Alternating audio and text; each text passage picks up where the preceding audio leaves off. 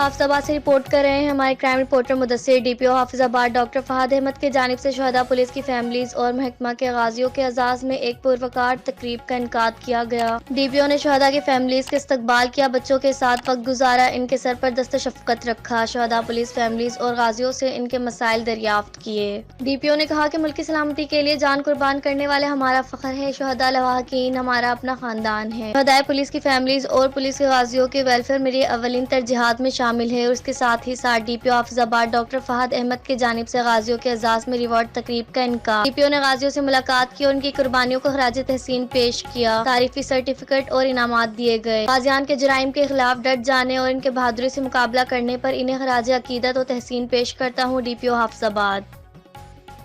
کراچی سے ہمارے نمائندہ سید رضا شاہ کی رپورٹ کے مطابق عوامی نیشنل پارٹی ضلع ملیر کے وفد نے آج قائم مقام صدر فضل ربی خان یوسف زئی کی سربراہی میں یوسی مظفر آباد کالونی میں پارٹی کارکن عثمان علی کے بڑے بھائی مرحوم کی فاتحہ دعا میں شرکت کی اور غمزدہ خاندان سے اظہار تعزیت کی۔ وفد میں ضلعی سیکرٹری عبدالرحمان خان یوسف زئی، ضلعی ترجمان ملک ساجد، یوسی شیر پاؤ کے صدر مراد شاہ، یوسی شیر پاؤ کے سینئر نائب صدر منصور خان، یوسی مظفر آباد کے مجلس عملہ رکن عدنان خان، انیس خان یوسف زئی، ذاکر خان خدائی خود مختار ٹرسٹ، یوسی قائد آباد کے سالار یوسف خان اور دیگر ساتھی کارکنان شامل تھے۔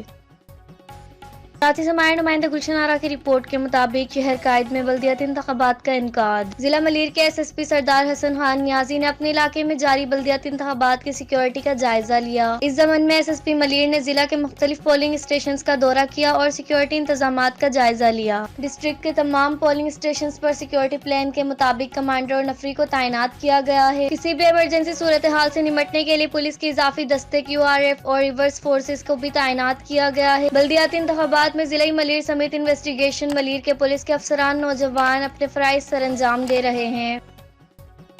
خیبر پختونخوا سے ہمارے نمائندہ شمس الاسلام کی رپورٹ کے مطابق پاور پولیس کی کامیابی کارروائیاں بدستور جاری۔ شہریوں سے موبائل فونز چوری کرنے میں ملوث 4 ملزمان گرفتار، موبائل فونز برآمد۔ جرائم پیشہ افراد کے خلاف کریک ڈاؤن، 2 مسلح ملزمان گرفتار، 2 عدد کلاشنکوف بیمہ کارتوس برآمد۔ تھانہ ناصر باغ پولیس کی اہم کارروائی، شہریوں سے موبائل فونز چوری کرنے میں ملوث 4 ملزمان گرفتار۔ ملزمان پشاور کے مختلف علاقوں کی رہائشی ہیں جو کہ شہریوں اور دکانداروں سے قیمتی فونز چوری کرنے میں ملوث ہیں، جن کے قبضے سے موبائل فونز برآمد۔ تمام گرفتار ملزمان کے خلاف متعینہ تھانوں میں مقدمہ درج کر کے مزید تفتیش کا آغاز کر دیا گیا ہے۔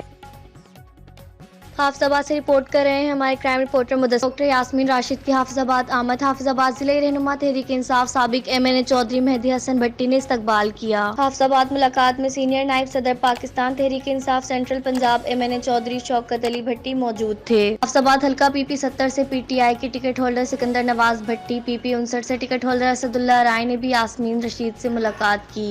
حافظ آباد ملاقات میں سیاسی حالات سے متعلق مشاورات کی گئی۔ حافظ آباد ضلعی عمران حیدر نے ضلع کے سیاسی حالات سے متعلق یاسمین رشید کو بریفنگ دی۔